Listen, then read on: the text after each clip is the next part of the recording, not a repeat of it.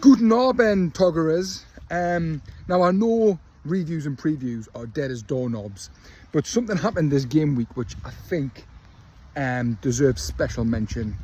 So there was one tie, and we're going to call it the curious case of David Raya. Now to any Togger amateur, they would have seen this tie as a total damp squib. Would have been the last match of the day for most people. In fact, most people wouldn't have even tuned in because combined, I think they didn't even reach 150 points. I think that barely one of them might have scraped 70 even. They're so bonk, these two Toggerers, that they didn't even deserve, neither of them deserved any points. But, however, it had some classic Togger tomfoolery, which I believe went unnoticed. So, the player, David Raya, played a massive role in this tie without playing one single minute for either of the players. So I think Gabe, on the Tuesday of waivers of this game week, dropped Ramsdale for David Raya. He actually used one of his waiver positions to do so. Fast forward Sunday, and Desperate Dan went and seen an opportunity, realised there's not many games left of the game week, and is David Raya actually going to play? Now, with Arsenal playing on the Monday night, he was hoying all his eggs in one sweaty sack. So what Desperate did, and it was very, very clever, is picked up Aaron Ramsdale, which would have forced Gabe's hand to pick up the Palace keeper should Raya not start. Then it got even more classic shithousery, because then what Dan did is realised that he had spare places on his bench. So he also picked up Sam Johnson, which forced Gabe's hand, made him have to drop Raya altogether, even though he had wasted a waiver because he couldn't chance that Raya wasn't going to start. So it forced his hand, put Dirty Sanchez in nets, had an absolute stinker, and then leaving Dan with the choice of Ramsdale or Johnson. Now, the irony of all this is that Ramsdale was the sole player that won Dan the game week, and you never guess who had Ramsdale at the start of that game week.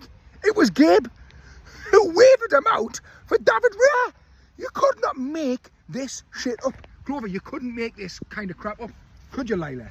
No, you couldn't. Absolute classic tomfoolery. Dan played Gabe at old school Togger, and no one seemed to mention it. No one noticed, and it was absolutely brilliant. So if Gabe hadn't have just bothered wavering David Raya for Ramsdale, he would have won the tie.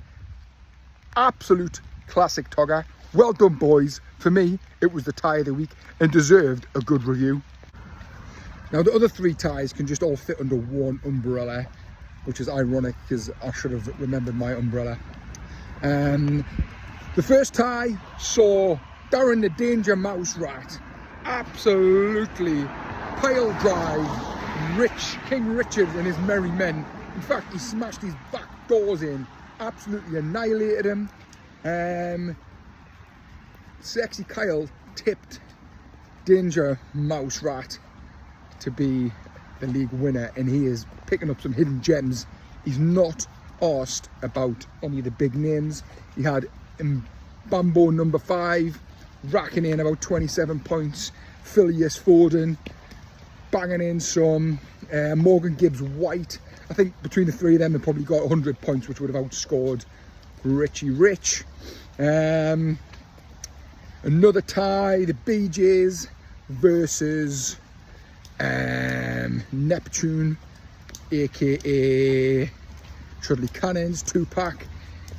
Tupac bashed himself off on this one because all game week he had Jimmy Ward-Prowse in, all game week, and then he was announced to start, and for some reason he subbed him out. He got 2 assists, and I think them extra 3 or 4 points would have probably seen him over the line. If not, it would have definitely forced the BJ's hand. So Tupac beat himself off. And the last tie was, or STP said he was starting his season, and he started it real good.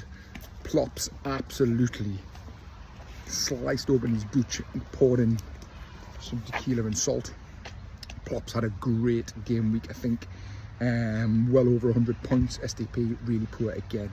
But again, boys, nothing beats the curious case of David Raya. Well done, Desperate Dad.